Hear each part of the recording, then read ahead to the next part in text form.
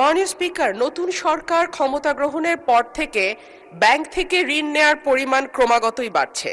ক্ষমতা গ্রহণের মাত্র 52 দিনে ব্যাংক থেকে 44,500 কোটি টাকা ঋণ নিয়েছে বর্তমান সরকার।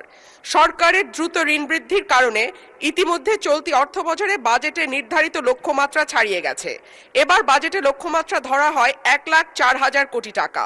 সেখানে চলতি অর্থবছরের জুলাই থেকে 9 এপ্রিল পর্যন্ত সরকার ঋণ নিয়েছে 1,12,761 কোটি টাকা, যা লক্ষ্যমাত্রার 108%।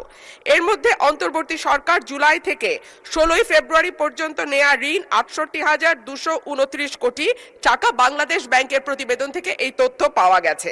মাননীয় স্পিকার, অন্যদিকে রাজস্ব আদায়ে অর্থবছরে 8 মাসে লক্ষ্যমাত্রা থেকে পিছিয়ে আছে প্রায় 71,500 কোটি টাকা।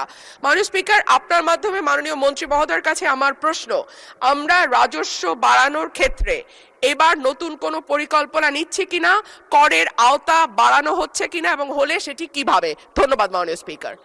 মাননীয় মন্ত্রী। যে ঋণের কথা বলা হচ্ছে সেটা মূলত বিগত আমরা কিন্তু ফেব্রুয়ারি থেকে এখন পর্যন্ত মাত্র 2 মাস এর মতো সরকারে এসছে, সুতরাং এটা ক্যারি ওভার হচ্ছে আগে থেকে, সুতরাং এই সংখ্যাটা এখানে বোধহয় প্রযোজ্য না, 1 নাম্বার।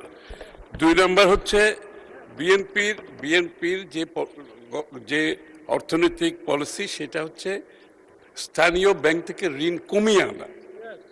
এবং আমি নিশ্চিতভাবে আপনাদের বলতে চাই, আগামী বাজেটে তার পরবর্তী সময়ে আপনারা দেখতে পাবেন আমরা প্রায় সরকার স্থানীয় ব্যাংক থেকে ঋণ কিভাবে কমিয়ে আনছি ক্রমান্বয়ে, এবং এটার প্রতিফলন আপনারা আগামী দিনে দেখতে পাবেন, এই বাজেটেও দেখতে পাবেন।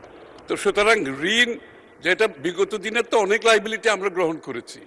এখন আমি তো আগেই বলেছি ব্যবসা বাণিজ্যের যে অবস্থা, ট্যাক্স জিডিপির কথা যখন আপনি বলেন, আমি তো ব্যবসার অবস্থা এতক্ষণ ধরে আপনাদেরকে বললাম, যেখানে ব্যবসায়ীরা এক্সিস্টেন্সিয়াল থ্রেটে আছে, তো ব্যাংকের রিপেমেন্ট করতে পারছে না, তার স্টাফদের বেতন দিতে পারছে না, ফ্যাক্টরিগুলো রিডান্ডেন্ট হয়ে যাচ্ছে, এগুলো আগের থেকে ক্যারি ওভার সব।